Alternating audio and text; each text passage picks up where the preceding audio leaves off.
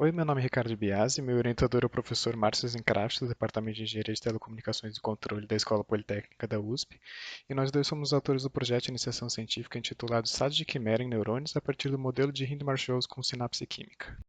Essa pesquisa foi iniciada com base em um artigo no qual foi utilizado o modelo de Hindmarsh-Walls para simular uma rede de neurônios do córtex de um gato, e nela foi observado um fenômeno conhecido como estado de quimera entre diferentes regiões corticais. E bom, o que seriam esses estados de quimera?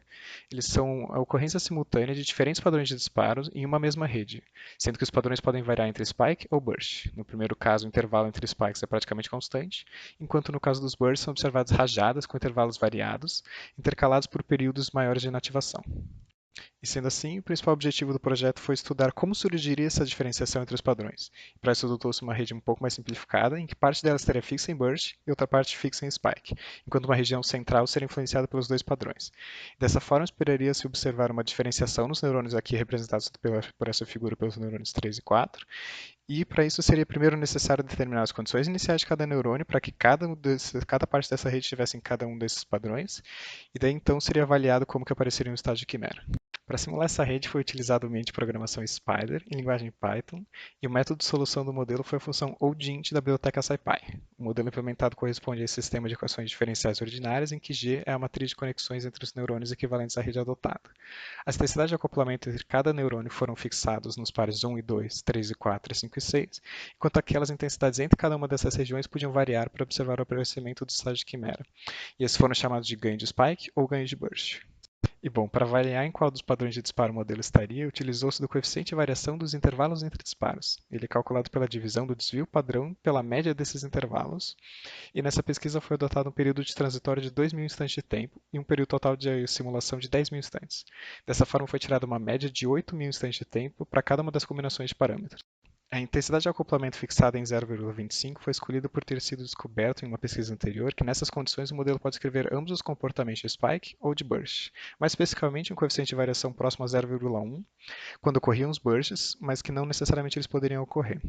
Enquanto em outras situações que só aconteciam spike, o coeficiente de variação ficou próximo de zero. Sendo assim, definiu-se um limiar para separar o coeficiente de variação de spikes de burst de próximo a 0,05. Os primeiros resultados estão relacionados com a determinação das condições iniciais de cada neurônio para que cada padrão seja observado, e dessa forma foram fixados em zero as duas primeiras variáveis de estado de cada par de neurônios, sejam eles os dois primeiros, os dois centrais ou os dois últimos, enquanto a terceira variável de estado de cada par foi alterada. Percebeu-se que quando essa última variável de estado elas eram próximas, ocorriam spikes, enquanto valores divergentes tendiam a gerar bursts. Assim, definiram-se esses intervalos dentro dos quais foram geradas condições iniciais aleatórias que geravam cada um dos padrões de disparo. Sendo assim, foi calculada a média do coeficiente de variação obtido em 5 condições iniciais aleatórias para cada combinação de ganho de spike e de burst. E lembrando do limiar adotado de 0,05, as regiões em que um dos neurônios estavam acima e o outro abaixo desse limiar estão representadas na figura aqui da direita em vermelho. E esses seriam os parâmetros em que estariam ocorrendo os estágios de quimera. Ou seja, as conclusões obtidas até agora foram que para que sejam observados estágios de quimera, o ganho de spike deveria estar principalmente dentro do intervalo de 0,21 e 0,35, enquanto o ganho de burst ele foi mais abrangente, com o intervalo podendo variar de 0,01 a 0,30.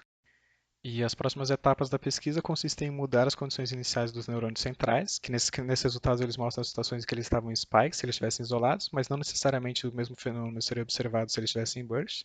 E além disso, também seria válido verificar se o limiar adotado ele é consistente para a rede que foi elaborada, já que ele foi determinado para quando só dois neurônios estavam presentes.